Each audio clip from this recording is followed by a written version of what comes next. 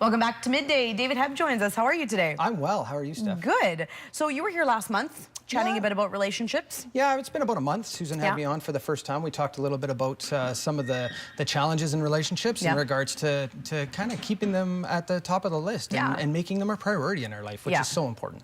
And right now we're going to be talking about more so marriage and how to sort of communicate more? Yeah, so I mean, communication is always the big key. Last time I was here, I used the analogy of you know, like our car or our houses, how we kind of look at preventative maintenance stuff and looking at that. Today, I love analogies, so I'm going to use a bit of a different one.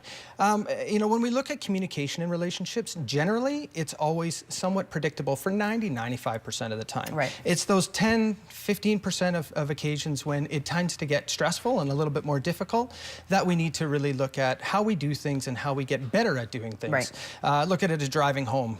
For the majority of the time, you drive home, you're on autopilot, you get there, look, you're home, and away you go.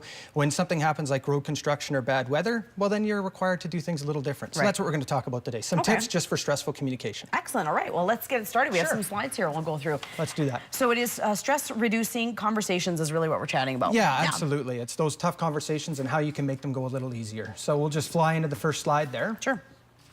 So, you know, one of the things that's most important is just asking how the day went, right? Yeah. And when we do that, it's important to look at, you know what, you're listening for an answer, you're not looking to give advice, right? So if you genuinely want to ask someone about their day, say, you know what, where are you at, how was it? And then allow your partner the time to kind of vent in terms of what that looks like. Now, that's different for everybody with lifestyle. Some people could offer a couple of minutes, some people it could take 10 or 15 minutes, depending on the stress and the nature of the job. The important part is to allow that opportunity and then go from there. All right, that's an easy one. It sounds very easy, but it's a good starting point. It is, yeah, and it's not, you're like you said, it sounds easy, but a lot of times you forget when you go home because you start doing other stuff as well. So something as simple as that can start some problems. So make sure you remember that. All right. Moving into the next slide, you're looking at advice and interest. Now, you know, giving unsolicited advice sometimes seems easy, and if you're communicating and it seems easy, sometimes that's great. Other times, maybe you're not doing it overly effectively. So instead of giving advice, look to see if advice is needed. Sometimes all you need to do is listen. Show genuine interest, show eye contact, communicate that you understand, nod your head, maybe repeat a little bit about what you've heard to make sure that you're hearing it right through the lens your partner is trying to offer it in. It's very important to make sure that they're heard. And if they're heard, it allows you a better chance of moving forward with effective communication. So how would you know if someone needs advice or not? Well, you know what? It's difficult, and every partnership is different, right? And so in most relationships, it comes from both verbal and nonverbal cues. So if someone's wringing their hands or pacing back and forth, experiencing some physiological symptoms, we know sometimes that we can be of help. Sometimes people are just so bold enough to say, you know what? I've had a hard day, and I could use some help. And those are always real good signs to look for. All right, everyone's different. Absolutely. All right, let's go to our next slide then.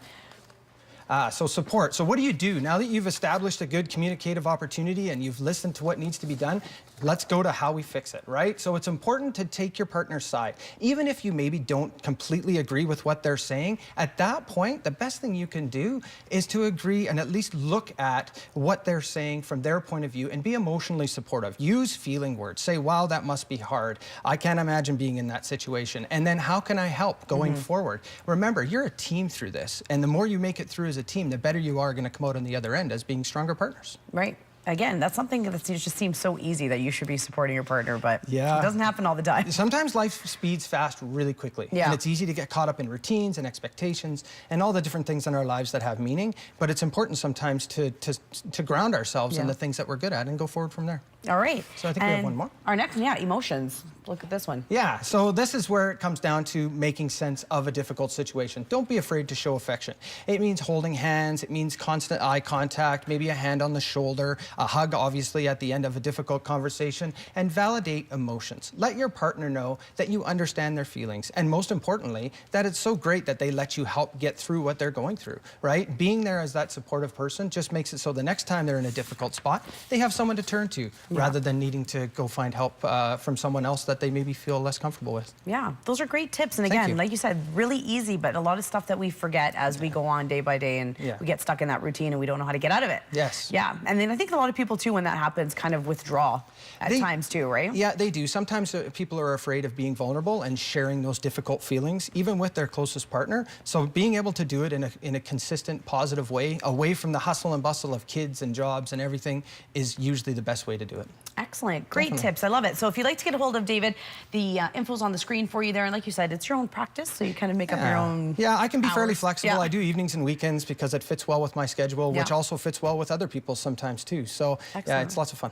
And you focus mainly on relationships? I do a lot of couple work.